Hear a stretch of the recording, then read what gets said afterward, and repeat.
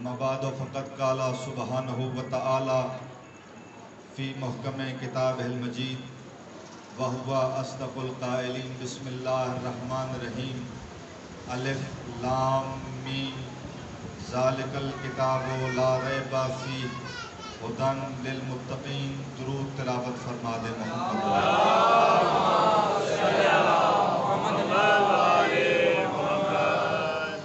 اگر ممکن ہو تو اس سے بہتر اور بلند تر درود تلاوت فرما دے۔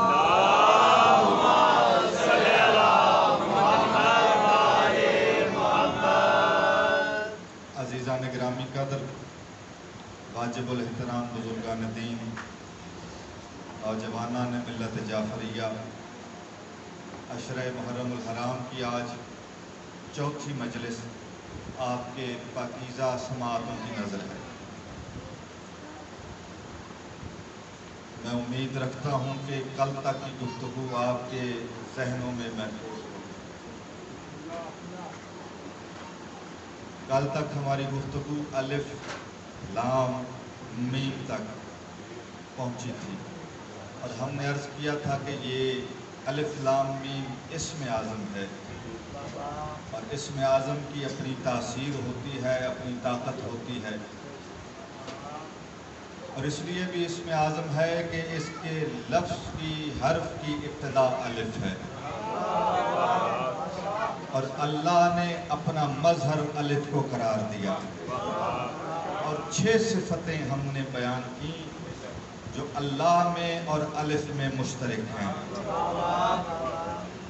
آج سلسلہ گفتگو کوشش کرتے ہیں تھوڑا سا آگے بڑھائیں اور اذہان کو اس طرف متوجہ کیا جائے کہ الف لام میم قرآن کے دوسرے سورت کی پہلی آیت ہے، اور تمام مفسرین محدثین ہاتھ کھڑے کیے ہوئے ہیں کہ ہمیں نہیں سمجھ آئی کہ الف لام میم کیا ہے۔ آپ کی توجہ ہو گئی اور میری گفتگو شروع ہو گئی۔ تمام مفسرین نے قبلہ جس مفسر نے کوشش کی قرآن کی تفسیر کرنے کی، انہوں نے اپنے ہاتھ کھڑے کر دیے کہ یہ ہمارے بس کا کام نہیں ہے۔ تو پھر تنزیل اشفاق کا یہ جملہ مجلس کی ابتدا میں لیتے جاؤ کہ اس مقام پر اتنا تو پتہ چل گیا کہ مفسر کا مقام یہ ہے کہ قرآن کی پہلی آیت کی تفسیر کرنے سے عاجز ہے۔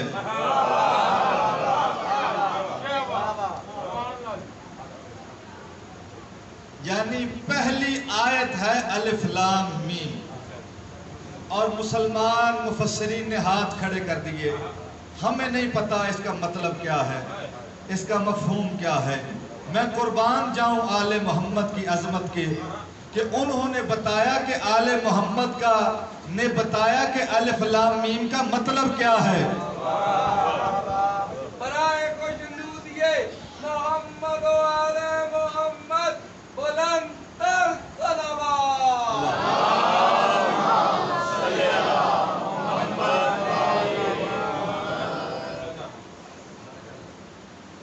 کیوں بتایا آل محمد نے اور مفسر کیوں ہاتھ کھڑے کر کے بیٹھ گئے ہمارے بس کا کام نہیں؟ اس لیے کہ مفسر وارث قرآن نہیں، وہ مفسر چاہے ہماری فقہ کے ہوں یا اہل سنت بھائیوں کے ہوں، سب نے لکھا اس حروف مقطعات کو یا وہ اللہ خود جانتا ہے کہ اس نے حروف مقطعات نازل کیے ہیں، یا پھر وہ جانتے ہیں کہ جو قرآن کے وارث ہیں اور جن کے گھر میں قرآن نازل ہوا ہے۔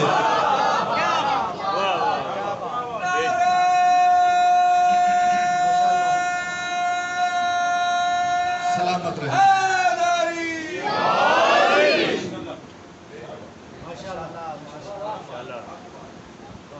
زندگی نے وفا کی، پھر حروف مقطعات پہ گفتگو ہوگی۔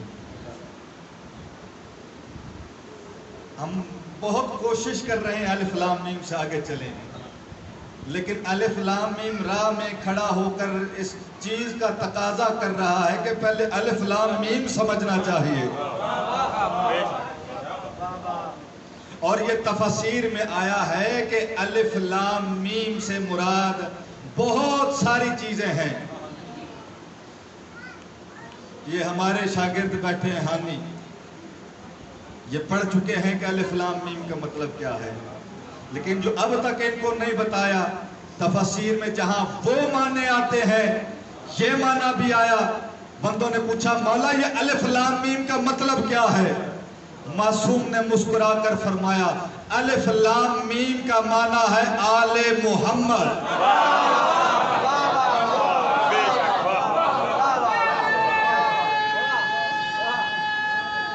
جو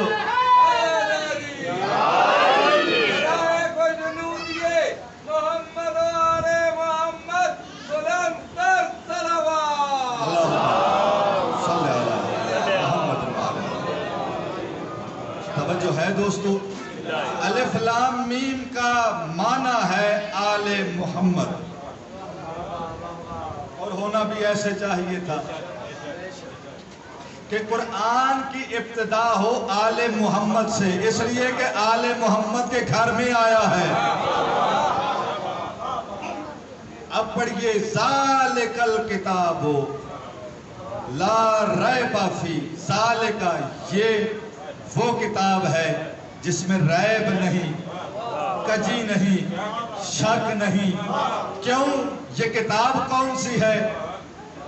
یہ کوئی اسکول کے سیلیبس کی کتاب تو نہیں ہے جس میں غلطی ہو، کجی ہو، کمی ہو، پیشی ہو. یہ کوئی اسکول کی بنائی ہوئی کتاب تو ہے نہیں، استادوں کی لکھی ہوئی کتاب تو ہے نہیں.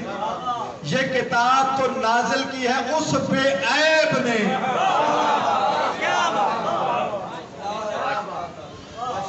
اس سبحان اللہ نے قرآن نازل کیا اور لے کر آئے جبریل امین. جس نے بھیجا وہ بھی معصوم، جس کے ذریعے بھیجا وہ بھی معصوم، اور جس پر قرآن نازل ہوا وہ بھی معصوم. تو جہاں سلسلہ عصمت کی یہ کڑیاں ہوں کہ جہاں سے چلا وہ بھی معصوم، جہاں تک پہنچا وہ بھی معصوم، غیر معصوم تو ہے ہی نہیں. کیوں نہیں ہے؟ اس لیے کہ یہ حدیث نہیں ہے.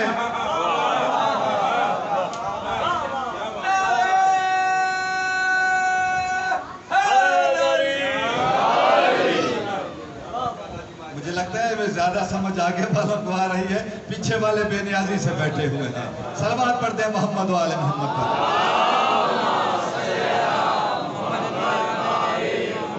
پریشان تو نہیں میرے دوستو؟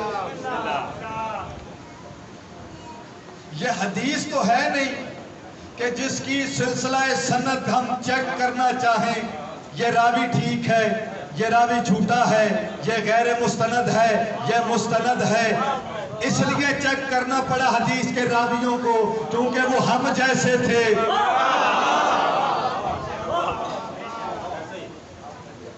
وہ ہم جیسے تھے، غیر معصوم تھے. اس لیے اپنوں کو بھی دیکھنا پڑا یہ بندہ کیسا ہے، اس کا کردار کیسا تھا، یہ جھوٹا تھا یا سچا تھا، یہ مولائی تھا یا مردود تھا. یہ سلسلہ سند اپنوں کو بھی دیکھنا پڑا. اور پھر راوی بانٹ لیے گئے. اہل سنت بھائیوں نے اپنے راوی بنا لیے. فقہ جعفریہ والوں نے کہا ہمارے یہ راوی ہیں، جو ان راویوں سے حدیث آئے گی ہم قبول کریں گے، اور جو ادھر سے آئے گی ہم نہیں کریں گے. یعنی فقہ جعفریہ کا پہلا مسلمہ اصول ہے کہ حدیث اس سے لیں گے جو مولا کو دوست رکھتا ہو.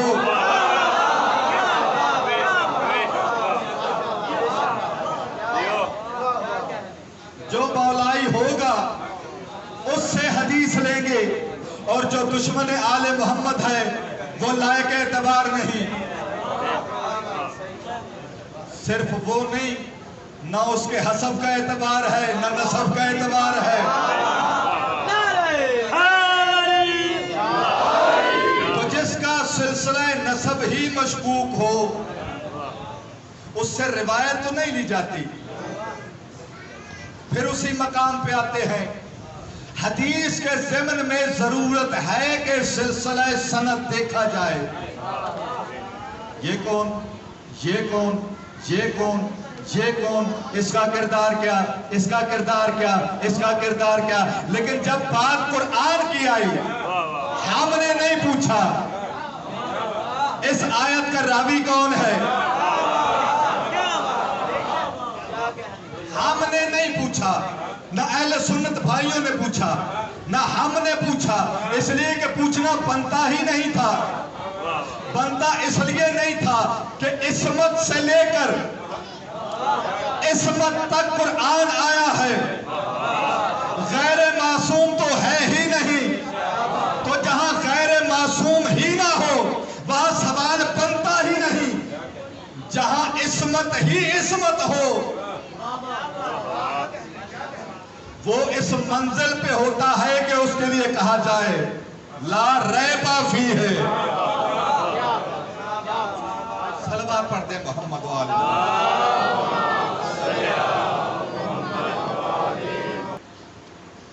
پھر سے اجازت ہے گفتگو کی جائے، بس وہ آ گئے ہیں 2 یا 3 منٹ۔ آج کوشش کروں گا فضائل ہی پڑھوں، قرآن کی تفسیر پڑھوں اور آپ سے اجازت لوں، کیونکہ کل بھی تاخیر بہت زیادہ ہو چکی تھی، اس لیے کہ آپ کو تکلیف دینا مقصد نہیں ہے۔ مقصد عبادت محمد و آل محمد کرنا ہے، اللہ کی عبادت کرنی ہے، اللہ کی تفسیر آپ کے اذہان تک منتقل کرنی ہے۔ اس منزل پہ ملت اسلامیہ کو غور کرنا چاہیے کہ جہاں عصمت سے ابتدا ہو اور عصمت ہی منزل ہو، عصمت سے لے کر عصمت تک جب کوئی چیز آتی ہے تو پھر اس میں ریب نہیں ہوتا، اس میں شک نہیں ہوتا۔ پہلی شرط یہ ہے جو معصوم سے چل کر معصوم تک آئے اس میں شک نہیں ہوتا، یہ پہلا اصول ہے۔ عصمت سے چلے عصمت تک آئے، پہلا نتیجہ یہ ہے کہ اس میں شک نہیں ہوتا۔ اور پھر اللہ نے ارشاد فرمایا فیہ ھدی للمتقین، یہ متقین کے لیے باعث ہدایت ہے۔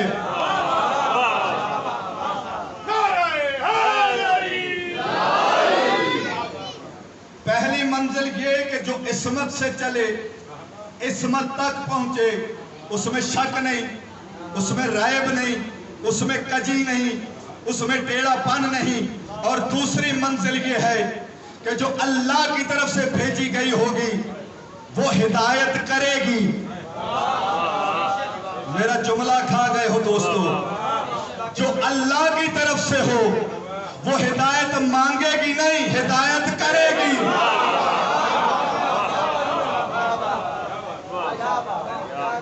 جو اللہ کی طرف سے ہو،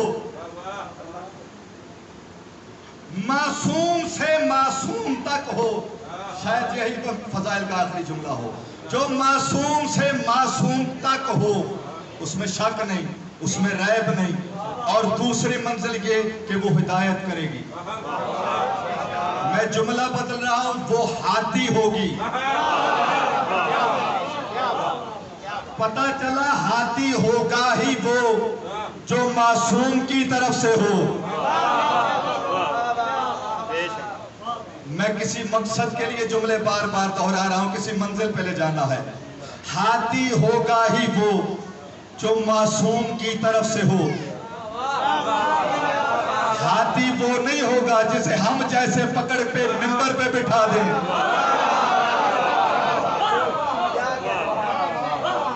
اور وہ کہنے پہ مجبور ہو جائے میں تم جیسا ہوں۔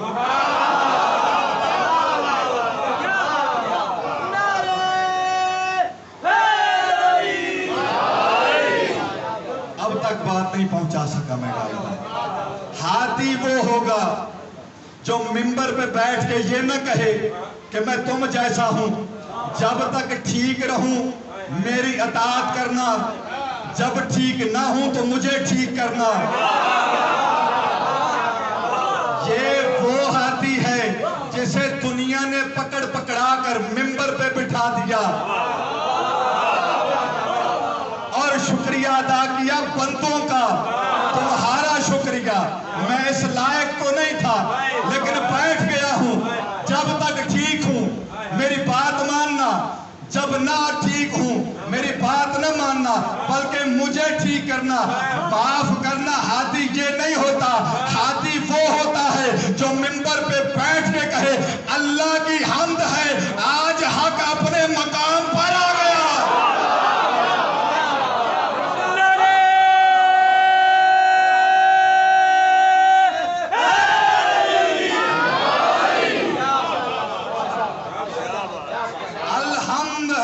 اللہ کے لیے جس نے حق کو اس کے مقام پر پہنچا دیا۔ کیوں کہا علی نے؟ اس لیے کہ علی بندوں کا محتاج نہیں تھا، علی نے اللہ کا شکر ادا کر کے بتا دیا کہ جو اس کا بنایا ہوا ہوتا ہے، جو اس کی طرف سے بھیجا ہوا ہوتا ہے، وہ بندوں کا شکریہ ادا نہیں کرتا، وہ